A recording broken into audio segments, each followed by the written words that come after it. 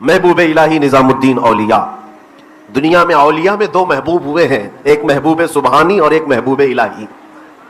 محبوب الہی کا مقام کیا ہے اس سے آپ اندازہ کریں گے.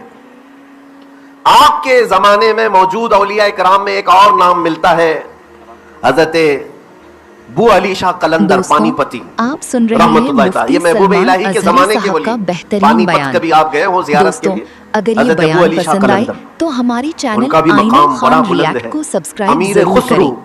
محبوب الہی کے خاص خادموں میں سے, بڑے چہیتے مریدوں میں سے. ایک بار آپ کا گزر حضرت ابو علی شاہ قلندر کے پاس سے ہو رہا تھا. مغرب کے بعد ابو علی شاہ قلندر کی محفل لگتی تھی. یہ ہر ہفتے کی بات تھی, غالباً ہر جمعرات کو ان کی ایک محفل لگتی تھی مغرب سے عشاء کے بیچ. اس محفل کا جو سب سے بڑا خاصہ تھا وہ کیا تھا جانتے ہیں؟ اس محفل کا سب سے بڑا خاصہ یہ تھا کہ حضرت ابو علی شاہ قلندر رحمۃ اللہ تعالی علیہ, جتنے مریدین اس محفل میں آتے تھے, توجہ چاہتا ہوں, جتنے مریدین اس محفل میں آتے تھے جمعرات کے دن مغرب سے عشاء کے بیچ, جب محفل ختم ہوتی سب سے کہتے آنکھیں بند کر لو. سب آنکھیں بند کرتے اور حضرت ابو علی شاہ قلندر سارے مریدین کو حضور پاک کا دیدار کراتے تھے. سبحان اللہ. رسول کریم صلی اللہ علیہ وسلم کے دربار میں لے جاتے سیدھے, اور جو بھی محفل میں حاضر ہوتا رسول پاک کی زیارت کرتا. سبحان اللہ سبحان اللہ. یہ ہم نے سنا. امیر خسرو بھی گئے ہیں, مرید تو محبوب الہی کے ہیں, محفل میں گئے اور اس کے بعد بیٹھے تو حقیقت میں آنکھیں بند کرنے کے بعد بارگاہ رسالت کی حاضری نصیب ہوئی. لیکن جب اٹھ کر کے جانے لگے تو ہم اثر زمانہ تھا, ایک ہی زمانہ ہے محبوب الہی کا بھی, ابو علی شاہ قلندر کا بھی. ابو علی شاہ قلندر نے کہا خسرو دیکھ ہماری محفل کہاں تک پہنچی ہے. رسول کریم صلی اللہ علیہ وسلم کے دربار تک ہم نے تم کو پہنچایا. وہاں بہت سارے اولیاء بھی تھے, بہت سارے لوگ بیٹھے ہوئے تھے, لیکن تیرے پیر کو بھی وہاں کہیں دیکھا تو نے؟ رسول پاک کے دربار میں کہیں اپنے پیر کو بھی دیکھا؟ امیر خسرو نے نہیں دیکھا تھا, غم میں آ گئے. ہمارے پیر تو اس دربار میں نظر ہی نہیں آئے. ابو علی شاہ قلندر اور پہنچے ہوئے آدمی ہیں, مغموم تھے اور دل کے اندر ایک ملال سا تھا. آئے سر لٹکائے محبوب الہی کی بارگاہ میں, عرض تو کچھ نہیں کر پا رہے تھے. محبوب الہی نے خود پوچھا خسرو آج تمہارا چہرہ اترا کیوں ہے؟ کہا عرض کیے دیتا ہوں حضور, آج ابو علی شاہ قلندر کی محفل میں بیٹھا تھا. محبوب الہی نے کہا ہاں مجھے پتا ہے, تجھے ابو علی شاہ قلندر نے پوچھا ہے کہ تیرا پیر بارگاہ رسالت میں نظر نہیں آتا. امیر خسرو نے کہا حضور دل کے حالات آپ بہتر جانتے ہیں, میں نے اپنے پیر کو وہاں پر نہیں پایا, اس لیے میں دل کے اندر ایک ملال سا محسوس کر رہا ہوں. محبوب الہی نے کہا کہ میں بارگاہ رسالت میں تجھے نظر نہیں آیا اور تو کبیدہ خاطر ہو گیا, پھر سے جا اس دربار, واہ واہ. پھر جانا ابو علی شاہ قلندر کی محفل میں. کہا پھر کیا کروں؟ کہا اب کی بار جب وہ زیارت کرائیں رسول پاک کی محفل میں ختم ہونے کے بعد, تو اس سے مت پوچھنا, خود رسول پاک سے پوچھنا میرا پیر کہاں ہے. اگر رسول پاک صلی اللہ علیہ وسلم کی بارگاہ میں تیری رسائی ہوتی ہے تو خود حضور سے پوچھ لینا. امیر خسرو انتظار کرتے رہے. وہ دن آیا جب ابو علی شاہ قلندر کی محفل لگتی تھی. گئے دربار میں بیٹھے, بہت مریدین کا ہجوم ہوتا. محفل ختم ہونے کے بعد اعلان ہوا کہ اپنی آنکھیں بند کر لیں. سبوں نے آنکھیں بند کر لی. امیر خسرو کہتے ہیں میں بھی بند کیا, لیکن آج مجھے ڈھونڈنا ہی تھا کہ میرا محبوب کہاں ہے. میرے عزیزو, امیر خسرو کہتے ہیں جب دربار رسالت میں حاضری ہوئی تو بہت سے اولیاء کو میں نے دیکھا, بہت سارے اولیاء وہاں تھے. میں ادب سے بڑھ کر گیا. عالم کشف کی بات ہے یہ, عالم کشف جو اولیاء کاملین کو عطا ہوا ہے. خسرو کہتے ہیں میں نے بارگاہ رسالت میں عرض کیا یا رسول اللہ صلی اللہ علیہ وسلم, آپ کے دربار میں یہ غلام کی حاضری تو ہو گئی, میرا پیر نظام الدین کہیں نظر نہیں آتا. حضور پاک صلی اللہ علیہ وسلم نے فرمایا خسرو ایک منزل اور اوپر چڑھ جاؤ, ایک منزل اور اوپر چڑھ جاؤ. خسرو کہتے ہیں ایک منزل میں اوپر چڑھا زینے سے, وہاں جا کر دیکھا تو وہاں پر بھی محفل لگی ہوئی ہے, وہاں پر بھی رسول پاک بیٹھے ہوئے, مجلس وہاں پر بھی ہے, اولیاء کی محفل وہاں پر بھی ہے. خسرو کہتے ہیں اس محفل میں ڈھونڈنے لگا, وہاں پر بھی نہیں ملے. پھر عرض کیا آقا یہاں بھی نہیں دکھ رہے ہیں. حضور نے فرمایا خسرو ایک اور منزل اوپر جا. سبحان اللہ. وہ کہتے ہیں اور ایک منزل اوپر گیا, وہاں پر بھی رسول پاک مسند نشین ہے, اولیاء کی محفل لگی ہے, دربار ہے. امیر خسرو کہتے ہیں وہاں بھی میں نہیں پایا. پھر شکایت کی, یہاں تک کہ حضور پاک مجھے منزلیں چڑھاتے رہے. چھٹی منزل پر گیا, چند اولیاء رہ گئے, چند ہی تھے, ہجوم نہیں تھا. میں نے وہاں پہ بھی کہا تو حضور نے فرمایا کہ اور ایک منزل چڑھ. جب 7ویں منزل پر میں چڑھ کر دیکھا رسول پاک صلی اللہ تعالی علیہ وسلم مسند نشین ہے, اور دائیں اور بائیں 2 بزرگ ہیں, اور سامنے محبوب الہی بیٹھے ہوئے ہیں. 3 لوگ بیٹھے تھے. اور اس کے بعد جیسے ہی محبوب الہی کو حضور کے قدموں میں بیٹھا دیکھا, امیر خسرو کی آنکھ کھل گئی اور وجد میں رقص کرتے ہوئے واپس آئے. شب جائے کہ منبودم, پکارتے ہوئے رقص کرتے ہوئے آئے کہ خدا خود میر محفل میر مجلس بود اندر لا مکان. یہ فارسی کے اشعار جو امیر خسرو کے لکھے ہوئے ہیں, میں پہلے سے کہہ رہا ہوں, میں مقرر آدمی نہیں, اشعار بھی یاد نہیں رہتے. امیر خسرو گنگناتے ہوئے آئے اور جب بارگاہ محبوب الہی میں پہنچے, چونکہ اپنے مرشد کو دیکھ لیا تھا. کہاں دیکھا؟ مصطفیٰ کے قدموں میں دیکھا تھا. لیکن 2 بزرگ اور بھی بیٹھے ہوئے تھے, ان کی طرف نظر ہی نہیں گئی, نظر نہیں گئی. امیر خسرو پہنچے دربار محبوب الہی میں, تب انہیں خیال آیا اور بھی تو کچھ لوگ تھے.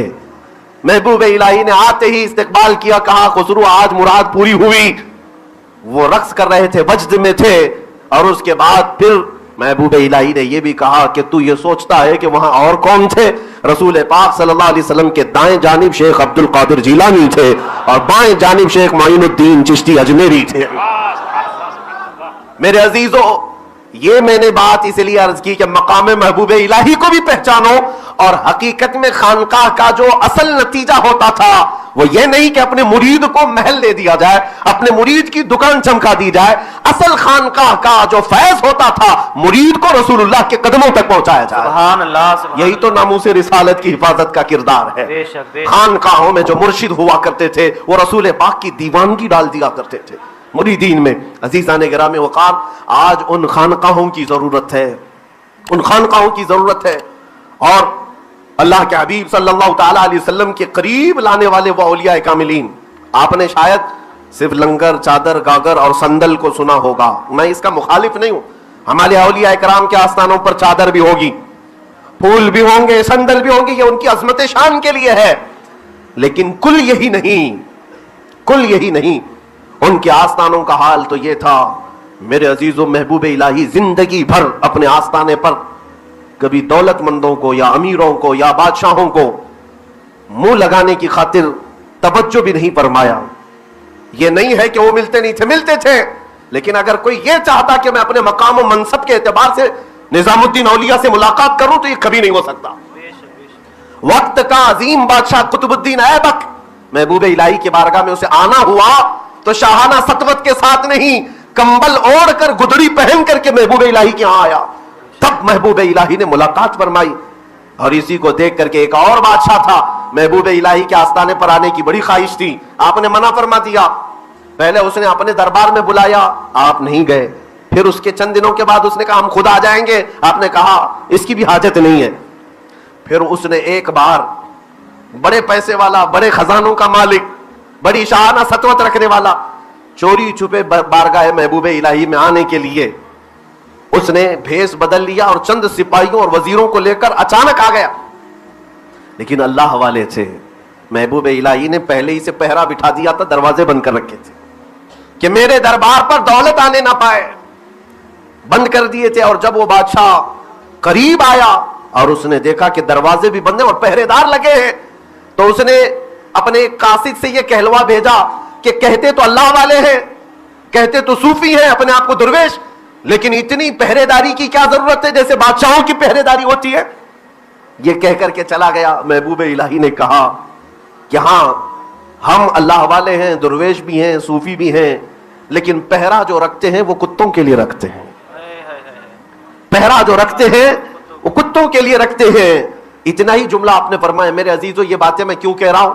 اس لیے کہ یہ جو آستانے آپ دیکھ رہے ہیں یہ دولتوں کی ریل پیل کے لیے نہیں تھے, یہ دلوں کے تزکیے کے لیے تھے, یہ دلوں کو اللہ اور اس کے رسول کا جام پلانے کے لیے تھے.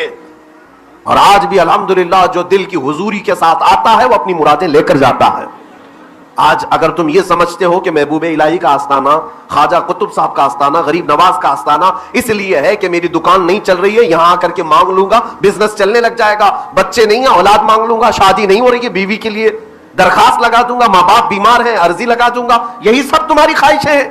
عزیزان گرامی، یہ اولیاء کاملین کے آستانے اس لیے ہیں کہ کبھی تم ان کے آستانوں پر آ کر یہ مانگو کہ دنیا تو اللہ دے ہی دے گا، یہ ساری چیزیں چلی رہی ہیں، محبوب الہی آپ کے آستانے پر اس لیے آیا ہو کہ جو دل کی چمک اللہ نے آپ کو عطا کی تھی اس دل کی چمک کا ایک قطرہ ہمیں نصیب ہو جائے۔ کیا بات ہے، واہ جو واہ تقوی و طہارت اللہ نے آپ کو عطا کی تھی وہ تقوی و طہارت کی جھلک ہمیں مل جائے۔ مانگو تو یہ مانگو ان آستانوں پر، صرف دنیا مانگتے ہو، صرف اپنی خواہشات جو دنیا کی ہے بس وہی مانگتے ہو۔ اللہ والوں کے آستانے پر یہ بھی مانگا کرو کہ اللہ ہماری آخرت سنوار دے، ہمیں ایمان کی طاقت عطا کر دے۔ میں چند باتیں یہ عرض کر کے آپ کو آگے لے جاتا ہوں۔ میں اپنے اس اسلوب پر آنا چاہتا ہوں جو ان خانقاہوں کا کردار تھا، حضور پاک کی عزت کی حفاظت، عزت کی حفاظت۔ میرے عزیزو، محبوب الہی نظام الدین اولیاء رحمۃ اللہ تعالی علیہ کا آستانہ، ملک الشعراء طوطی ہند کا آستانہ، بلکہ ہندوستان کے شمال جنوب مشرق مغرب میں پھیلے ہوئے یہ صدیوں پرانے صوفیاء کاملین جو آرام کر رہے ہیں، ان کی تاریخ کو اٹھا کر اجاگر کیا جائے۔ ان سب کا ایک مشن تھا جو سب سے اہم تھا، ایک مشن جس پر پردہ ڈالا جا رہا ہے، تصوف کے نام پر آج پردہ ڈالا جا رہا ہے۔ میں آپ کو کھل کر کے بتاتا ہوں، ان سب کا ایک مشن تھا، بہت ہی اعلیٰ مشن تھا، غریب نواز سے لے کر صابر کلیری تک، یا پھر محبوب الہی سے لے کر ہندوستان بھر میں موجود تمام اولیاء، خواجہ نصیر الدین ہو کہ خواجہ بندہ نواز ہو، ان سب کا جو اہم مشن تھا وہ کیا تھا کہ اس پوری قوم مسلم کو عاشق رسول بنایا جائے۔ سبحان اللہ، یہ مشن سب سے اعلیٰ تھا۔ اور یہ اولیاء اگر کسی چیز کو برداشت نہیں کرتے تھے، وہ کس چیز کو؟ کہ اگر تمہارا قدم ذرا برابر بھی شریعت سے ہٹا دیکھتے تو وہ ناراض ہوتے تھے۔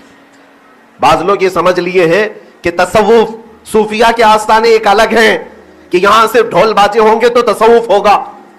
یہاں تصوف کا مطلب اگر یہ کوئی سمجھ کر کے بیٹھا ہے کہ بے عملی کو تصوف کہا جاتا ہے، نماز کے ترک کرنے کو تصوف کہا جاتا ہے، نہیں میرے عزیزو، ان اولیاء کا جو اصول تھا وہ یہ تھا کہ شریعت پر جو قائم رہا وہی حقیقی صوفی ہے۔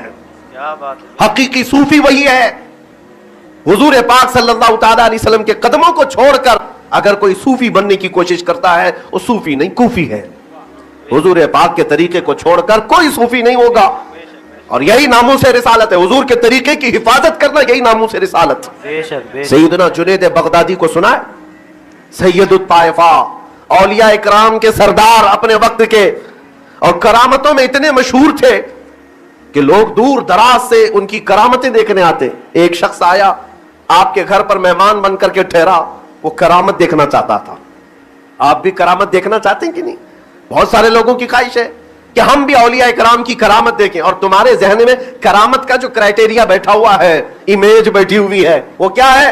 کرامت کا مطلب یہ ہے کہ ابھی یہاں بیٹھے ہیں تو ہوا میں اڑ کے دکھا دے، ٹھوکر مارے تو سونے کا سکہ نکل آ جائے، پانی پر چل کر کے دکھا دے۔ ان کو تم کرامتیں سمجھتے ہو۔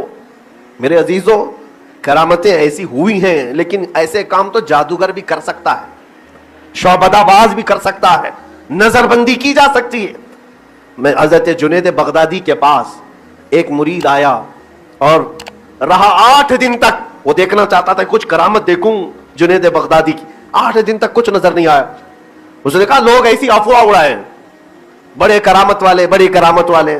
اپنا بوریا بستر باندھ کر کے نکلنے لگا۔ آپ نے پوچھا میاں آئے تھے، کیوں آئے تھے؟ 8 دن رہے، کچھ مقصد بھی نہیں بیان کیا۔ اس نے کہا صاف کہہ دیتا ہوں، میں آیا تھا آپ کی کرامتوں کا شہرہ سن کر کے، سنا تھا کہ آپ بڑے با کرامت بزرگ ہیں، میں چاہتا تھا اپنی آنکھوں سے ایک آدھ کرامت دیکھ لوں۔ جنید بغدادی نے پوچھا تو کیا پھر کوئی کرامت نہیں دکھی 8 دن میں؟ اس نے کہا نہیں، کچھ بھی نظر نہیں آیا۔ آپ نے اس کو بٹھایا، محبت سے پوچھا اے عزیز، تو نے میری صبح بھی دیکھی، دوپہر بھی، شام بھی؟ کہا ہاں میں نے آپ کی راتیں بھی دیکھی، سارے لمحات دیکھ لیے، 8 دن مسلسل آپ کے پیچھے تھا۔ جنید بغدادی کہتے ہیں اتنے لمحات جو تو نے دیکھا میرے 8 دن، کیا تو نے مجھے رسول پاک کی سنت کے خلاف کوئی کام کرتے دیکھا؟ واہ واہ واہ واہ۔ اس مرید سے پوچھا تو اس نے کہا حضور یہ بات تو میں نے نوٹ کیا ہے، آپ کا ایک کام بھی شریعت سے ہٹ کر، میرے مصطفیٰ کی سنت سے ہٹ کر دیکھا ہی نہیں۔ सोते हैं, बोलते हैं, मिलते हैं, खाते हैं, पीते हैं, चलते हैं, सब में रसूल पाक की सुन्नतें झलकती हैं। तो हजरत जुनैद बगदादी ने मुस्कुरा कर कहा, ए अजीज, और कौन सी करामत ढूंढ रहा था? हुजूर पाक की सुन्नतों पर अमल कर लेना ये सबसे बड़ी करामत है। सुभान अल्लाह, सुभान, नारे तकबीर, नारे रिसालत, उर्से मुक़द्दस। मेरे अजीजों, हुजूर को छोड़ करके तुम अगर करामतें ढूंढने की कोशिश करो, हो सकता है कभी जादूगरों के हत्या चढ़ जाओ, कोई भी तुम्हें फांस सकता है। इसीलिए मेरे अजीजों, अच्छा ये बात मैं औलिया कराम के वसातत से कहूंगा कि उनके यहां मेयार क्या था। नबी पाक सल्लल्लाहु अलैहि वसल्लम की जात सबसे बड़ा मेयार। हजरत गौसे पाक से बड़ा कौन है? औलिया कामिलीन में वो कुतुबुल अक़ताब हैं, फर्दुल अफराद हैं, और उनके मुतालिक हमें क्या बताने की जरूरत है, बच्चा बच्चा जानता है। लेकिन जानते हैं, बगदाद में एक बार ये बात मशहूर हो गई कि दरियाए दजला के किनारे अल्लाह के एक वली आए, बड़े इबादत गुजार है, लोग देखने के लिए उनके पीछे हुजूम लगा दिए। ये वो जमाना था जब सरकार गौसे पाक भी बगदाद में मौजूद थे। आपको जब ये इत्तला दी गई कि दरियाए दजला के किनारे एक अल्लाह के वली आए, इबादत कर रहे हैं, आप भी अपना मुसल्ला लेकर के चल पड़े कि चलता हूं, मैं भी देखता हूं, मैं भी मुलाकात करूंगा। खुद गौस, खुद कुतुबुल अक़ताब। लेकिन जब आपको खबर दी गई कि एक अल्लाह का वली आया है, उससे मिलने के लिए आप अपनी खानका से चल पड़े। जब दरियाए दजला के किनारे पहुंचे तो पता चला कि वो अल्लाह के वली जो कई दिनों से वहां इबादत में थे, वो थोड़ी ही देर पहले जा चुके, और हजरत शेख अब्दुल कादिर जिलानी बाद में पहुंचे, वो अल्लाह के वली पहले चले गए। हजरत गौसे पाक फरमाते, मुझे बड़ा अफसोस था कि मैं मुलाकात नहीं कर सका, मैं मुलाकात नहीं कर सका, लोगों का हुजूम वैसे ही वहां पर मौजूद था। तो आपने पूछा कि वो अल्लाह के वली इबादत कहां करते थे, वो कहां करते थे? लोगों ने करीब लाकर के गौसे पाक को बताया, देखिए दरिया दजला के किनारे जो रेती पड़ी है, इस रेत पर ही वो अपनी नमाज पढ़ते थे। रेत जो जमी हुई थी उस पर वो नमाज पढ़ते थे। गौसे पाक करीब आए तो देखा सजदे के और उंगलियों के निशानात अभी भी मौजूद थे, उंगलियों के निशानात अभी मौजूद थे। गौसे पाक करीब जाकर देखते हैं, हाथों के निशानात भी हैं, पैरों के निशानात भी हैं। रेत पर जब कोई हाथ पैर रखेगा तो निशानात तो आएंगे। आप उसके बाद देखकर गौर से फिर कहते हैं, ऐ लोगों, तुम धोखे में पड़ गए, वो अल्लाह का वली नहीं, झूठा आदमी था। गौसे पाक ने मुलाकात ही नहीं की, लेकिन कह रहे हैं वहां खड़े होकर के, तुम लोग धोखा खा गए, वो अल्लाह का वली नहीं है, वो झूठा आदमी था।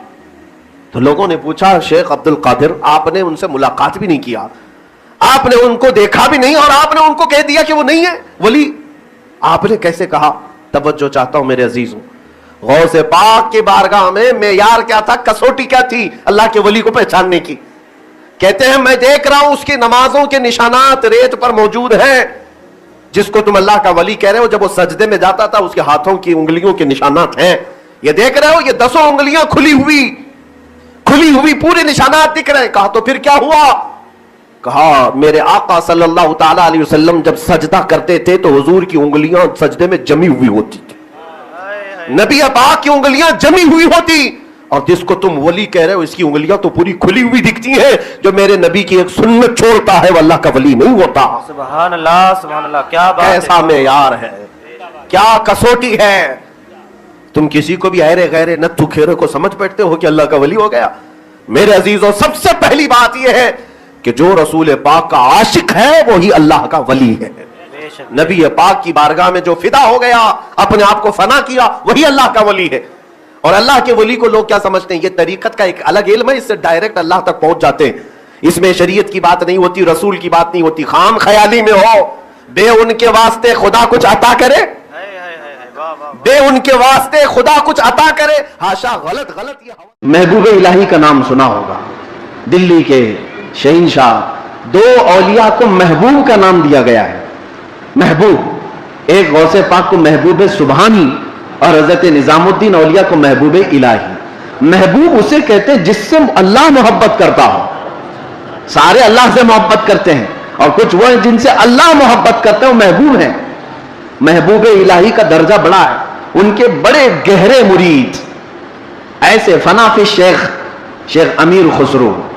अमीर खुसरू का जब भी नाम आता है तो एक पीर और मुरीद के दरमियान का गहरा ताल्लुक बताया जा सकता है। लोगों को पढ़ना चाहिए, किसको मुर्शिद समझा जाए तरीकत के रास्ते में और कौन पीर होता है। अमीर खुसरू को पढ़ें तो समझ में आ जाएगी बात। अमीर खुसरू एक बार पानीपत गए हुए थे। पानीपत में उस वक्त बू अली शाह कलंदर रहमतुल्लाह ताला अलैह मौजूद थे। ये महबूब इलाही के हम जमाना हैं, उसी जमाने के। उनकी करामात का हाल भी बहुत बड़ा था। अमीर खुसरू उनकी महफिल में बैठे। जुमेरात को एक बार उनके यहाँ महफिल होती थी, बू अली शाह कलंदर के यहाँ। और महफिल में होता क्या था, जब जिक्र की महफिल होती, उसके बाद जितने हाजरीन होते, बू अली शाह कलंदर सबसे कहते अपनी अपनी आंखें बंद कर लो। लोग अपनी अपनी आंखें बंद करते, वो सीधे रसूलुल्लाह का दीदार कराते थे।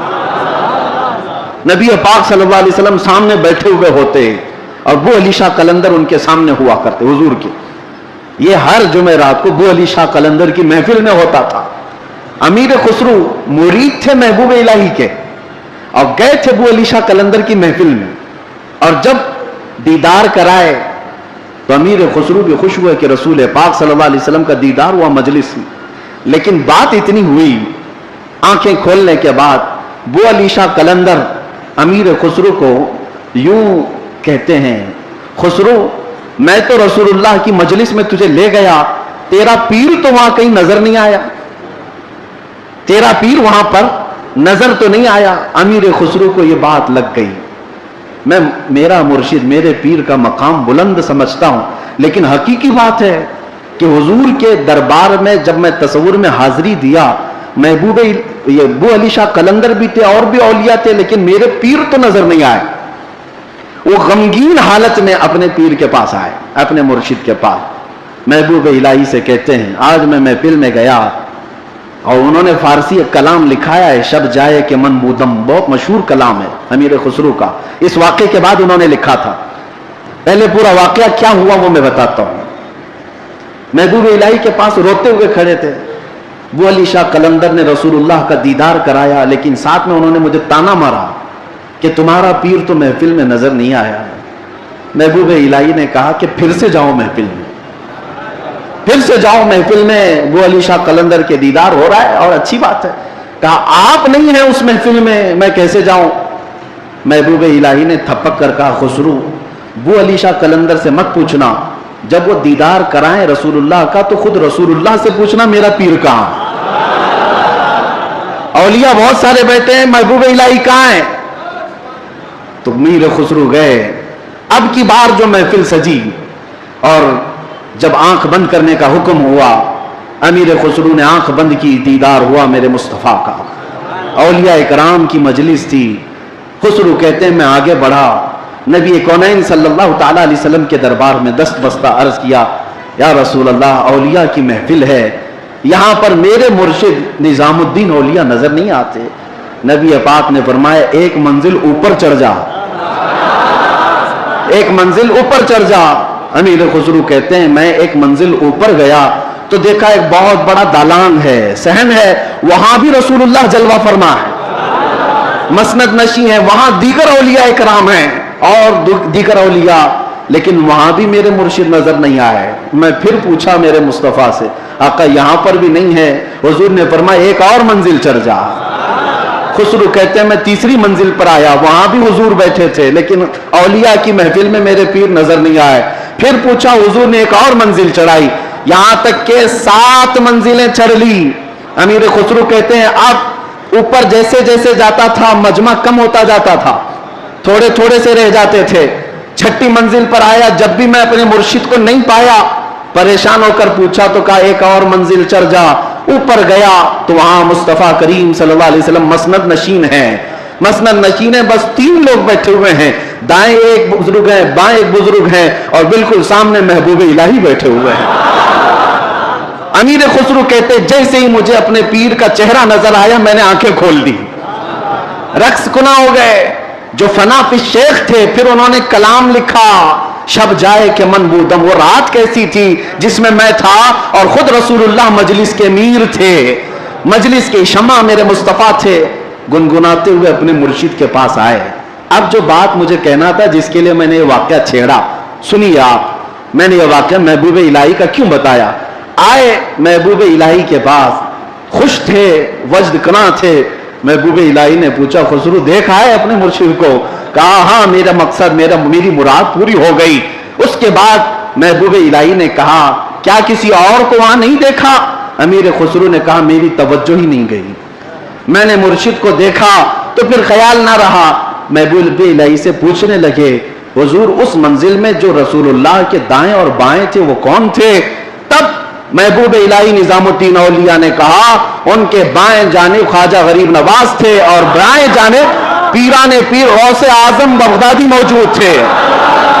सैयदना शेख अब्दुल कादिर जिलानी का वो मकाम है, कहां? रसूलुल्लाह के दरबार में, जहां औलिया इकराम की मंजिलें खत्म होती हैं, वहां गौसियत में आपका मकाम है। मेरे आका सल्लल्लाहु अलैहि वसल्लम के दरबार का कुर्ब ही उन्हें गौसियत के मकाम पर ले गया है। मेरे अजीजों, बहुत सारे लोग अगर ये समझते हैं कि उनकी बड़ी करामतें हैं इसलिए उनको गौस का मकाम मिला है, वो बहुत बड़े आलिम थे, बहुत बड़े जाहिद थे, बहुत बड़े परहेजगार थे, इसलिए गौसियत के मकाम पर पहुंचे।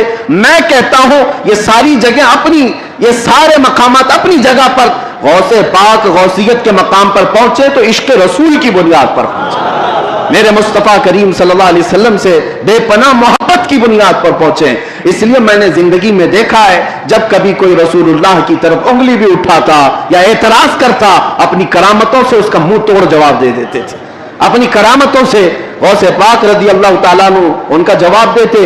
अगर किसी ने हुजूर पाक सल्लल्लाहु ताला अलैहि वसल्लम पर एतराज किया कि उन्होंने मुर्दों को जिंदा नहीं किया, तो गौसे पाक ने अपनी ठोकर से मुर्दा जिंदा करके दिखाया। 400 साल बाद गौसे पाक रज़ी अल्लाह ताला अन्हु ऐलान करते थे, तू रसूलुल्लाह के बारे में बात करता है, मैं उनके बेटे के बेटे के बेटे के बेटे के बेटे 400 साल बाद आया हूं और अल्लाह ने मेरे पांव में यह ताकत दी है कि कब्र को ठोकर लगाऊं तो मुर्दा जिंदा खड़ा हो जाए, और जिसकी मैं नस्ल से हूं वो अगर कहीं ठोकर लगाए पूरा कब्रिस्तान खड़ा हो सकता है। नबी पाक सल्लल्लाहु ताला अलैहि वसल्लम की जात पर अगर कोई उंगली उठाता, मेरे गौस उसको अपनी करामत से जवाब दिया करते। अजीजान गिरामी वक़ार, सुल्तानुल औलिया गौसे पाक रज़ी अल्लाह ताला अन्हु से अपना रिश्ता मजबूत करो। अपने अपने निस्बतों में कादरी पट्टा जरूर रहे, कादरी निस्बत जरूर रहे, इसलिए कि ये निस्बत ही ऐसी है जिस पर पूरी दुनिया फख्र करती है। क़यामत में मुनादी देगा ये निदा कादरियों को, कहां है कादरी कर ले नजारा गौसे आजम का। हाँ, मेरी इलाज किसके हाथ है? बगदाद वाले के। मुसीबत टाल देना काम किसका? गौसे आजम का। इसीलिए मेरे अजीजों, हमने गौसे पाक रज़ी अल्लाह ताला अन्हु की जिंदगी पाक में देखा है, अल्लाह ताला ने उनको तसर्रुफ दिया था, वो ताकत अता की थी कि वो अल्लाह करीम की बारगाह में ऐसी मकबूलियत के मकाम पर थे कि खिलाफे आदत काम उनसे सादिर हुए। खिलाफे आदत काम जब औलिया से होते हैं उसी को करामत कहते हैं। बाज लोग अभी अकल के घोड़े दौड़ाते और कहते ऐसा कैसे हो सकता है, ये सब तो मौलाना लोगों की फकाई है, ये जुमलेबाजी है। उनको कुरान पाक से अगर ताल्लुक हो तो मैं बताऊं। अब मैं एक बात आपसे बताता हूं, गौसे पाक की एक करामत जिस पर अभी मैं चंद दिन पहले सुन रहा था। कोई बेचारा जिसकी अकल पर फालिज का असर हुआ है, ये वो लोग हैं जिनको मेरे मुस्तफ़ा करीम सल्लल्लाहु ताला अलैहि वसल्लम से बुग़्ज़ है, अदावत है, और दूसरे रास्ते पर चल पड़े और औलिया इकराम को चुन चुन करके निशाना बनाते हैं। जिनका ताल्लुक नजद से है, वहाबियत से है, सलफियत नाम रखते हैं। बहरहाल दिल्ली के बादशाह, बल्कि आज तक जिनकी शहंशाहियत बरकरार है, सैयदना महबूब इलाही निजामुद्दीन औलिया। तारीख में एक पीर और एक मुरीद बड़े मशहूर हैं, वो महबूब इलाही और अमीर खुसरू। अमीर खुसरू, ये वो जमाना है जब हजरत बू अली शाह कलंदर पानीपति रहमतुल्लाह ताला अलैह भी उस वक्त थे। ये हम असर है हजरत महबूब इलाही निजामुद्दीन औलिया के। तवज्जो है, कौन वली कैसे वली बनता है, इस नुक्ते पर पहुंच जाए, मैं अपना उन्वान आपको बताता हूं। अमीर खुसरू किसी दिन टहलते हुए उधर पहुंचे हजरत बू अली शाह कलंदर की महफिल में। उनके यहां हर जुमेरात को महफिल होती थी, और उस महफिल का खासा क्या था पता है? जब महफिल खत्म होती जुमेरात की शाम, रात को इशा के बाद या मगरिब के बाद जब महफिल खत्म होती तो बू अली शाह कलंदर सबको आंखें बंद करने के लिए कहते हैं। सब आंखें बंद करते और जितने महफिल में बैठे सबको रसूलुल्लाह का दीदार कराते, सब रसूल करीम सल्लल्लाहु ताला अलैहि वसल्लम की जियारत करते महफिल में। یہ وہ اولیاء اکرام کی بات کر رہا ہوں. مجلس میں امیر خسرو بھی تھے. ایک دن جب محفل میں ختم ہونے کے بعد زیارت مصطفیٰ کا وقت آیا تو نبی کریم صلی اللہ تعالیٰ علیہ وسلم کی زیارت کروائی اور ابو علی شاہ قلندر کو حضور کے بغل میں بیٹھے ہوئے دیکھا. توجہ, حضور اکرم صلی اللہ تعالیٰ علیہ وسلم کے بغل میں بیٹھے ہوئے تھے ابو علی شاہ قلندر. اور اس کے بعد جب آنکھیں کھلی تو یہ پانی پت کے قلندر ابو علی شاہ رحمۃ اللہ تعالیٰ علیہ نے امیر خسرو سے مخاطب ہو کر کے یوں کہا, خسرو زیارت تو کر لیا حضور کی, زیارت کر لیا؟ کہا ہاں حضور, میرے آقا کی زیارت ہوئی. کہا تیرا پیر تو نظر نہیں آیا. کون ہے پیر؟ محبوب الہی. امیر خسرو کے لیے ٹونٹ تھا. کہا خسرو تو زیارت تو کر لیا لیکن کیا محفل رسول میں تیرا پیر نظر آیا؟ امیر خسرو نے کہا میں تو دیکھا نہیں لیکن جا کر کے حضور سے ہی پوچھوں گا. واپس آئے محبوب الہی کی بارگاہ میں. کہا کہ حضور وہاں محفل سجتی ہے ابو علی شاہ قلندر کے ہاں, اور جب رات ہوتی ہے یا محفل کا اختتام ہوتا ہے تو وہ آنکھیں بند کر کے بارگاہ مصطفیٰ میں پہنچا دیتے, لیکن اس محفل رسول میں ابو علی شاہ قلندر تو حضور کے پاس تھے, میں نے آپ کو نہیں دیکھا. میں نے آپ کو نہیں دیکھا. ابو علی شاہ قلندر نے مجھے یہ پوچھا ہے کہ تیرا پیر تو نظر نہیں آیا. تو محبوب الہی کے چہرے پر ذرا برابر بھی خفگی نہیں تھی, کوئی سراسیمگی نہیں تھی. آپ نے کہا خسرو پھر جانا محفل میں, پھر جانا محفل میں, زیارت ہوگی حضور کی. کہا حضور میں آپ کو ڈھونڈنا چاہتا ہوں, وہاں آپ کا مقام کیا ہے؟ کہا کہ جانا اس بار جب ابو علی شاہ قلندر زیارت کروائیں تو حضور پاک صلی اللہ علیہ وسلم کی جب زیارت ہوگی تو حضور سے خود پوچھنا میرا پیر کہاں ہے, نظام الدین اولیاء کہاں ہے. دوسرے ہفتے یہ خود گئے خسرو, جا کر بارگاہ ابو علی شاہ قلندر میں بیٹھے اور محفل کے اختتام پر جب مراقبے کے عالم میں بارگاہ مصطفیٰ میں پہنچایا گیا, خسرو کا بیان ہے کہ محفل لگی ہوئی ہے, نبی کریم صلی اللہ تعالیٰ علیہ وسلم کے ارد گرد کئی اولیاء کرام, ابو علی شاہ قلندر بھی وہاں ہیں. محفل پہ نظر ڈالی, کہیں پر محبوب الہی نظر نہیں آئے. امیر خسرو کہتے ہیں میں چل کر بارگاہ مصطفیٰ میں حاضر ہوا, عرض کیا یا رسول اللہ صلی اللہ علیہ وسلم میرا پیر کہاں ہے؟ محبوب الہی اس محفل میں نہیں ہے. نبی کریم صلی اللہ علیہ وسلم نے مسکرا کر فرمایا خسرو ایک منزل اوپر چلا جا, ایک منزل اور اوپر چلا جا. وہ کہتے ہیں ایک منزلہ اور تھا, میں اوپر چڑھ کر کے گیا, وہاں جا کر دیکھتا ہوں تو وہاں بھی رسول کریم تشریف فرما ہے. سبحان اللہ, مسند لگی ہوئی ہے. اولیاء اکرام کی محفل وہاں پر بھی ہے لیکن وہاں پر بھی میرا پیر نظر نہیں آیا. پھر میں نے جا کر پوچھا, حضور نے فرمایا ایک اور منزل اوپر چلا جا. اوپر گئے تو تیسری منزل میں دیکھا وہاں بھی نبی پاک جلوہ بار ہے, اولیاء کی محفل سجی ہے, وہاں پر بھی پیر نہیں ہے. تو محبوب الہی کو ڈھونڈتے رہ گئے اور اسی طرح پتہ پوچھتے رہ گئے. ان کو ایک ایک منزل اوپر چڑھایا گیا, یہاں تک کہ 7ویں منزل آ گئی. خسرو کہتے ہیں 7ویں منزل پر جب میں پہنچا تو دیکھا وہاں نبی کریم صلی اللہ تعالیٰ علیہ وسلم کا مسند لگا ہوا ہے, اور آپ کے دائیں ایک بزرگ ہیں, بائیں ایک بزرگ ہیں, اور سامنے ایک بزرگ ہیں. میں بڑھتے ہوئے جب قریب گیا تو دیکھا میرے آقا کے آمنے سامنے بالکل جو بیٹھے ہیں وہ محبوب الہی کی ذات تھی. سبحان اللہ, سبحان اللہ, نظام الدین اولیاء کی ذات تھی. خسرو کی آنکھیں کھل گئی اور رقص کرنے لگ گئے, شب جائے کہ من بودم. سبحان اللہ. پھر پکار کر وہ قصیدہ پڑھتے رہے کہ وہ جگہ کیا تھی جب رات کو میں تھا. سبحان اللہ, کہ میر محفل خدا تھا اور شمع محفل مصطفیٰ کی ذات تھی. سبحان اللہ. اور واپس آئے اپنے مرشد کی بارگاہ میں, عرض کرنے لگے آقا میں مراد کو پا گیا, میں اپنے مرشد کا مقام بھی دیکھ لیا. خسرو کو جب اس طرح سے وجد کرتے ہوئے دیکھا اور اس کے بعد پھر محبوب الہی نے پوچھا خسرو تجھے پتا وہاں 3 بزرگ تھے؟ کہا کہ حضور میں تو ان کی طرف نظر اٹھایا ہی نہیں, جب مرشد نظر آ گیا سبحان اللہ میں نے دیکھا نہیں کون تھے. تو محبوب الہی نے کہا مصطفیٰ کریم صلی اللہ تعالیٰ علیہ وسلم کے دائیں جانب غوث اعظم عبد القادر جیلانی تھے, اور بائیں جانب معین الدین اجمیری غریب نواز. سبحان اللہ. میرے عزیز یہ حکایت میں نے صرف اس لیے بیان کی, اس کا تعلق تصوف کی کتابوں سے ہے. میں اس لیے بیان کر رہا ہوں اس روئے زمین پر چاہے غوثیت کے مقام پر پہنچا ہو कुतुबियत के मकाम पर पहुंचा हो, लेकिन उसे पहुंचना होगा तो मेरे मुस्तफा के कदमों से ही। बेशक सुभान हुजूर की महफिल में अगर नहीं है तो फिर वो अल्लाह की महफिल में भी नहीं है।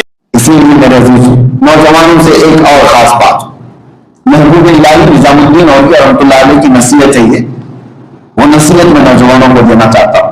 बहुत सारे लोग ये सवाल करते हैं कि हम जो चाहते हैं वो होता नहीं है, अक्सर कुछ टारगेट अचीव करने के लिए भाग रहे होते, वो नहीं होता हमसे, तो दिल डर जाता है, हमारा दिल मायूस हो जाता है, नर्वस हो जाते हैं। हम जो करना चाहते हैं वो नहीं होता, तो उसका इलाज क्या है? हमारी मायूसी का इलाज महबूब इलाही निजामुद्दीन औलिया से उनके एक मुरीद ने पूछा कि हुजूर कुछ नसीहत कर दीजिए मुझे। आज दो बातों की नसीहत करता हूं। पहली यह है कि कभी जिंदगी में खुदा बनने की कोशिश मत करना, कभी जिंदगी में खुदा बनने की कोशिश मत करना। और दूसरी नसीहत है कि कभी रसूल बनने की भी कोशिश मत करना। मुरीद ने कहा कि हुजूर क्या ऐसा भी कोई होता है? हम मुसलमान हैं, कोई खुदा बनने की कैसे कोशिश करेगा? उन्होंने कहा हर आदमी करता है तकरीबन, तुम क्या कह रहे हो? मुसलमान भी ये कोशिश करते हैं। कहा वो कैसे? कहा सिर्फ खुदा की शान है ये, इन्नमा अमरुहु इज़ा अरादा शैअन अन यक़ूल लहू कुन फयकून। ये सिर्फ खुदा की शान है कि जब वो किसी चीज को चाह लेता है वो पूरी होकर रहती है, ये खुदा की शान है। और बंदा होकर तो ये भी सोचता है मैं जो चाहूं वो पूरा होना चाहिए, ऐसा नहीं हो सकता। तुम्हें ये सोचना चाहिए कोशिश मेरी तरफ से है, मुकम्मल करना अल्लाह की तरफ से है। हम जो चाहते हैं वो हो जाए दुनिया में, ऐसा जरूरी नहीं। अगर नौजवान किसी चीज से मायूस होते हैं तो आखिर में यूं सोच लेना चाहिए मैं तो इंसान हूं, मैं इंसान हूं, खुदा नहीं हूं। कोशिश किया नहीं हुआ, मायूसी नहीं।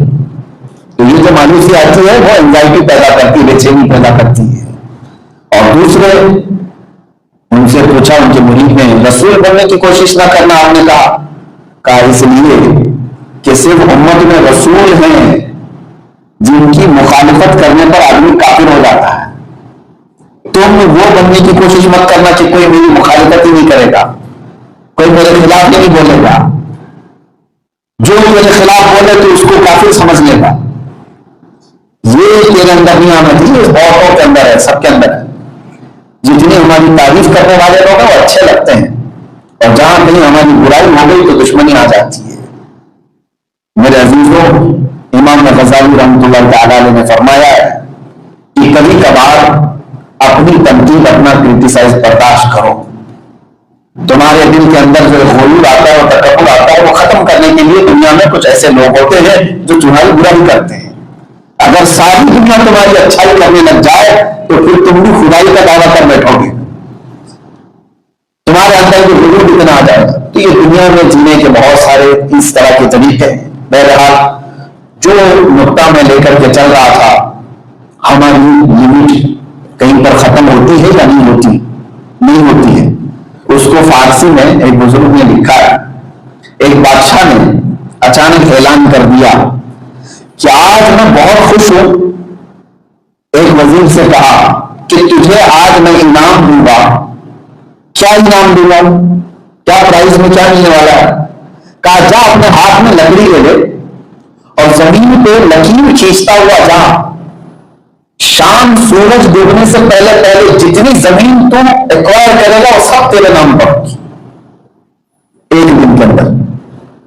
तवज्जो से सुनिए आप इसको, पूरा फ्री में बादशाह की तरफ से मिल रही है और सुबह उसको कहा जा रहा है कि जमीन को एक्वायर करना, लकीर अपने हाथ में लकड़ी लेकर के जितना राउंड करेगा, लेकिन ये शर्त है सूरज डूबने से पहले पहले जहां से शुरू किया था वहां पर खत्म कर देना राउंड, वो तुम्हारे नाम पर है। वो निकला लकड़ी लेकर के, जाहिर सी बात है फ्री में जब किसी को लैंड मिल रही, वो जमीन मिल रही, तो लकड़ी लेकर के भागता रहा, पीछे देखा इतनी जमीन एक्वायर हो चुकी, और आगे गया, दोपहर तक भागा, जहां तक भाग रहा उसकी ही जमीन है। उसने सोचा और थोड़ा भागू, दोपहर हो गई, न खाना है न पानी है, بھاگ رہا ہے، اور اس کے بعد اس کو واپس آنے کا خیال تھا، سوچا اور تھوڑا سا آگے، بعد میں پھر واپس آ کر کے اپنے پوائنٹ پر کمپلیٹ کر دوں گا۔ دوپہر ہو گئی، سورج بھی ڈھلنے لگ گیا، سوچا اب تو واپس اس پوائنٹ پہ جانا ہے۔ بادشاہ اور سارے لوگ انتظار کر رہے ہیں، کتنی زمین ایکوائر کر رہا ہے، لیکن بادشاہ نے کہا ہے کہ اس کو دے دے گا۔ واپس وہ جب آنے لگا تو ہانپنے لگ گیا، کیونکہ بھوکا بھی ہے، پیاسا بھی ہے، دوڑ نہیں پا رہا ہے۔ پھر بھی جب کوئی چیز حاصل کرنا ہے آدمی تو دن بھی رات بھی سب لگا دیتا ہے، دوڑ رہا ہے۔ اس کے دماغ میں صرف اتنی بڑی زمین آج میرے نام پر ہونے والی، شام ہو گئی، اثر آ گئی، لیکن ابھی پہنچا نہیں، جہاں سے شروع کیا تھا وہاں پہنچا نہیں۔ دوڑتے دوڑتے دوڑتے جب قریب آیا تو دکھائی دے رہے تھے بادشاہ اور وزیر انتظار میں کھڑے، لیکن ادھر اس کی طبیعت بھی خراب ہوتی جا رہی ہے، دوڑنے کی طاقت نہیں ہے۔ ہمت کر کے طاقت کر کے جتنا دوڑتا رہا، سورج ڈوبنے کو آ گیا بالکل، لیکن یہ اپنے پوائنٹ پر پہنچ نہیں پا رہا تھا۔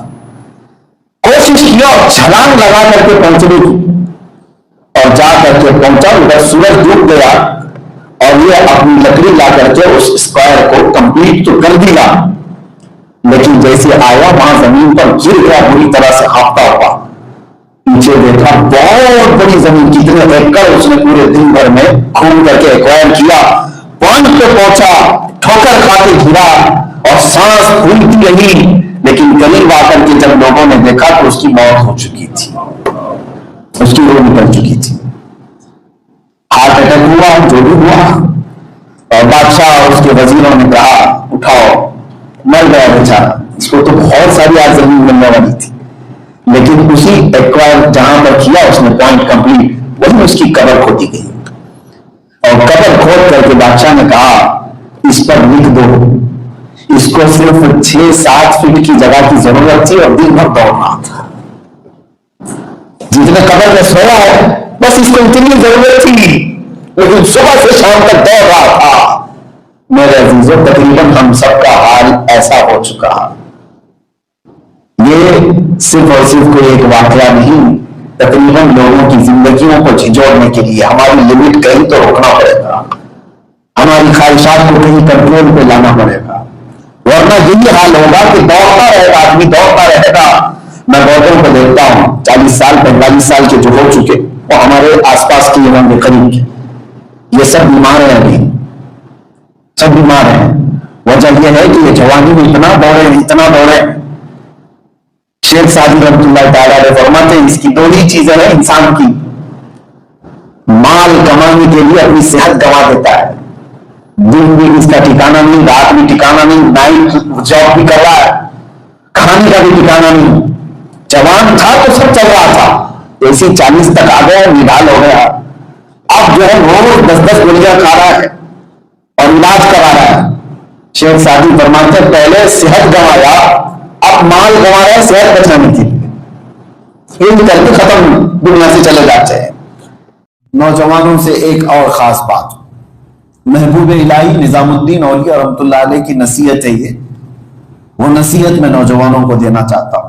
بہت سارے لوگ یہ سوال کرتے ہیں کہ ہم جو چاہتے ہیں وہ ہوتا نہیں ہے، اکثر کچھ ٹارگٹ اچیو کرنے کے لیے بھاگ رہے ہوتے، وہ نہیں ہوتا ہم سے، تو دل بیٹھ جاتا ہے، ہمارا دل مایوس ہو جاتا ہے، نروس ہو جاتے ہیں، ہم جو کرنا چاہتے ہیں وہ نہیں ہوتا، تو اس کا علاج کیا ہے؟ ہماری مایوسی کا علاج محبوب الہی نظام الدین اولیاء سے ان کے ایک مرید نے پوچھا کہ حضور کچھ نصیحت کر دیجئے مجھے۔ کہا 2 باتوں کی نصیحت کرتا ہوں، پہلی یہ ہے کہ کبھی زندگی میں خدا بننے کی کوشش مت کرنا، کبھی زندگی میں خدا بننے کی کوشش مت کرنا، اور دوسری نصیحت ہے کہ کبھی رسول بننے کی بھی کوشش مت کرنا۔ مرید نے کہا کہ حضور کیا ایسا بھی کوئی ہوتا ہے؟ ہم مسلمان ہیں، کوئی خدا بننے کی کیسے کوشش کرے گا؟ انہوں نے کہا ہر آدمی کرتا ہے تقریباً، تم کیا کہہ رہے ہو؟ مسلمان بھی یہ کوشش کرتے ہیں۔ کہا وہ کیسے؟ کہا صرف خدا کی شان ہے یہ، انما امرہ اذا اراد شیئا ان یقول لہ کن فیکون، یہ صرف خدا کی شان ہے کہ جب وہ کسی چیز کو چاہ لیتا ہے وہ پوری ہو کر رہتی ہے، یہ خدا کی شان ہے۔ اور بندہ ہو کر کے یہ بھی سوچتا ہے میں جو چاہ لوں وہ پورا ہونا چاہیے، ایسا نہیں ہو سکتا۔ تمہیں یہ سوچنا چاہیے کوشش میری طرف سے ہے، مکمل کرنا اللہ کی طرف سے ہے۔ ہم جو چاہتے ہیں وہ ہو جائے دنیا میں، ایسا ضروری نہیں۔ اگر نوجوان اس چیز سے مایوس ہوتے ہیں تو آخر میں یہی سوچ لینا چاہیے میں تو انسان ہوں، میں انسان ہوں، خدا نہیں ہوں، کوشش کیا نہیں ہوا، مایوسی نہیں۔ تو یہ جو مایوسی آتی ہے وہ اینزائٹی پیدا کرتی ہے، بے چینی پیدا کرتی ہے۔ اور دوسرے، ان سے پوچھا ان کے مرید نے، رسول بننے کی کوشش نہ کرنا آپ نے کہا اس لیے کہ صرف امت میں رسول ہیں جن کی مخالفت کرنے پر آدمی کافر ہو جاتا ہے۔ تم وہ بننے کی کوشش مت کرنا کہ کوئی میری مخالفت ہی نہیں کرے گا، کوئی میرے خلاف ہی نہیں بولے گا، جو تیرے خلاف بولے تو اس کو کافر سمجھ لے گا، یہ تیرے اندر نہیں آنا چاہیے۔ اس بہتوں کے اندر ہے، سب کے اندر ہے۔ جتنی ہماری تعریف کرنے والے لوگ ہیں وہ اچھے لگتے ہیں، اور جہاں کہیں ہماری برائی ہو گئی تو دشمنی آ جاتی ہے۔ میرے عزیزوں، امام غزالی رحمۃ اللہ تعالی علیہ نے فرمایا ہے کہ کبھی کبھار اپنی تنقید، اپنا کرٹیسائز برداشت کرو۔ تمہارے دل کے اندر جو غرور آتا ہے، وہ تکبر آتا ہے، وہ ختم کرنے کے لیے دنیا میں کچھ ایسے لوگ ہوتے ہیں جو تمہاری برائی کرتے ہیں۔ اگر ساری دنیا تمہاری اچھائی کرنے لگ جائے تو پھر تم بھی خدائی کا دعویٰ کر بیٹھو گے، تمہارے اندر بھی غرور اتنا آ جائے گا۔ تو یہ دنیا میں جینے کے بہت سارے اس طرح کے طریقے ہیں۔ بہرحال جو نقطہ میں لے کر کے چل رہا تھا، ہماری لمٹ کہیں پر ختم ہوتی ہے یا نہیں ہوتی؟ نہیں ہوتی ہے۔ اس کو فارسی میں ایک بزرگ نے لکھا ہے، ایک بادشاہ نے اچانک اعلان کر دیا کہ آج میں بہت خوش ہوں۔ ایک وزیر سے کہا کہ تجھے آج میں انعام دوں گا۔ کیا انعام دوں گا؟ کیا پرائز میں کیا ملنے والا ہے؟ کہا جا اپنے ہاتھ میں لکڑی لے لے اور زمین پہ لکیر کھینچتا ہوا جا، شام سورج ڈوبنے سے پہلے پہلے جتنی زمین تو ایکوائر کرے گا وہ سب تیرے نام پر ہوگی، ایک دن کے اندر۔ توجہ سے سنیے آپ اس کو، پورا فری میں بادشاہ کی طرف سے مل رہی ہے، اور صبح اس کو کہا جا رہا ہے کہ زمین کو ایکوائر کرنا، لکیر اپنے ہاتھ میں لکڑی لے کر کے جتنا راؤنڈ کرے گا، لیکن یہ شرط ہے سورج ڈوبنے سے پہلے پہلے جہاں سے شروع کیا تھا وہاں پر ختم کر دینا راؤنڈ، وہ تمہارے نام پر ہے۔ وہ نکلا لکڑی لے کر کے، ظاہر سی بات ہے فری میں جب کسی کو لینڈ مل رہی، وہ زمین مل رہی تو لکڑی لے کر کے بھاگتا رہا بھاگتا رہا بھاگتا رہا، پیچھے دیکھا اتنی زمین ایکوائر ہو چکی، اور آگے گیا، دوپہر تک بھاگا، جہاں تک بھاگ رہا تھا اس کی ہی زمین ہے۔ اس نے سوچا اور تھوڑا بھاگو، اور تھوڑا بھاگو، دوپہر ہو گئی، نہ کھانا ہے نہ پانی ہے، بھاگ رہا ہے، اور اس کے بعد اس کو واپس آنے کا خیال تھا، سوچا اور تھوڑا سا آگے، بعد میں پھر واپس آ کر کے اپنے پوائنٹ پر کمپلیٹ کر دوں گا۔ دوپہر ہو گئی، سورج ڈھلنے لگ گیا، سوچا اب تو واپس اس پوائنٹ پہ جانا ہے۔ بادشاہ اور سارے لوگ انتظار کر رہے ہیں کتنی زمین ایکوائر کر رہا ہے، لیکن بادشاہ نے کہا ہے تو اس کو دے دے گا۔ واپس وہ جب آنے لگا تو ہانپنے لگ گیا، کیونکہ بھوکا بھی ہے، پیاسا بھی ہے، دوڑ نہیں پا رہا ہے۔ پھر بھی جب کوئی چیز حاصل کرنا ہے آدمی تو دن بھی رات بھی سب لگا دیتا ہے، دوڑ رہا ہے۔ اس کے دماغ میں صرف اتنی بڑی زمین آج میرے نام پر ہونے والی۔ شام ہو گئی، عصر آ گئی، لیکن ابھی پہنچا نہیں، جہاں سے شروع کیا تھا وہاں پہنچا نہیں۔ دوڑتے دوڑتے دوڑتے جب قریب آیا تو دکھائی دے رہے تھے بادشاہ اور وزیر انتظار میں کھڑے ہیں۔ लेकिन इधर उसकी तबीयत भी खराब होती जा रही है, दौड़ने की ताकत नहीं है। हिम्मत करके ताकत करके जितना दौड़ते रहा, सूरज डूबने को आ गया बिल्कुल, लेकिन ये अपने पॉइंट पर पहुंच नहीं पा रहा था। कोशिश की और छलांग लगा करके पहुंचने की, और जा करके पहुंचा, उधर सूरज डूब गया और ये अपनी लकड़ी ला करके उस स्क्वायर को कंप्लीट तो कर दिया, लेकिन जैसे आया वहां जमीन पर गिर गया बुरी तरह से हाँफता हुआ। पीछे देखा बहुत बड़ी जमीन, कितने एकड़ उसने पूरे दिन भर में घूम करके एक्वायर किया। पॉइंट पे पहुंचा, ठोकर खा के गिरा और सांस फूलती रही, लेकिन करीब आकर के जब लोगों ने देखा तो उसकी मौत हो चुकी थी, उसकी रूह निकल चुकी थी। हार्ट अटैक हुआ, जो भी हुआ, और बादशाह और उसके वजीरों ने कहा उठाओ, मर गया बेचारा, इसको तो बहुत सारी आज जमीन मिलने वाली थी। लेकिन उसी एक्वायर जहां पर किया उसने पॉइंट कंप्लीट, वही उसकी कब्र खोदी गई। और कब्र खोद करके बादशाह ने कहा इस पर लिख दो, इसको सिर्फ 6-7 फीट की जगह की जरूरत थी और दिन भर दौड़ रहा था। जितने कब्र में सोया है बस इसको इतनी ही जरूरत थी, लेकिन सुबह से शाम तक दौड़ रहा था। मेरे अजीजों, तकरीबन हम सब का हाल ऐसा हो चुका है। ये सिर्फ और सिर्फ कोई एक वाकया नहीं, तकरीबन लोगों की जिंदगियों को झिझोड़ने के लिए हमारी लिमिट कहीं तो रोकना पड़ेगा, हमारी ख्वाहिशात को कहीं कंट्रोल पे लाना पड़ेगा, वरना यही हाल होगा कि दौड़ता रहेगा आदमी, दौड़ता रहेगा। मैं बहुतों को देखता हूं 40 साल 45 साल के जो हो चुके, वो हमारे आसपास के ही होंगे, करीब के, ये सब बीमार हैं, अभी सब बीमार हैं। वजह यह है कि ये जवानी में इतना दौड़े, इतना दौड़े। शेख सादी रहमतुल्लाह ताला अलैह फरमाते हैं इसकी 2 ही चीजें हैं इंसान की, माल कमाने के लिए अपनी सेहत गंवा देता है, दिन भी इसका ठिकाना नहीं, रात भी ठिकाना नहीं, नाइट जॉब भी कर रहा है, खाने का भी ठिकाना नहीं। जवान था तो सब चल रहा था, जैसे 40 तक आ गया निढाल हो गया, अब जो है रोज 10-10 गोलियां खा रहा है और इलाज करा रहा है। शेख सादी फरमाते पहले सेहत गंवाया।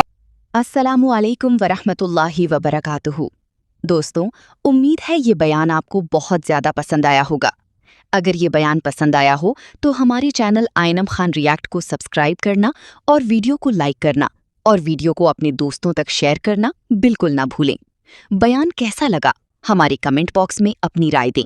दोस्तों, हम आपके सामने रोज़ाना मुफ्ती सलमान अजहरी साहब के नई टॉपिक पर बयान लाते रहेंगे।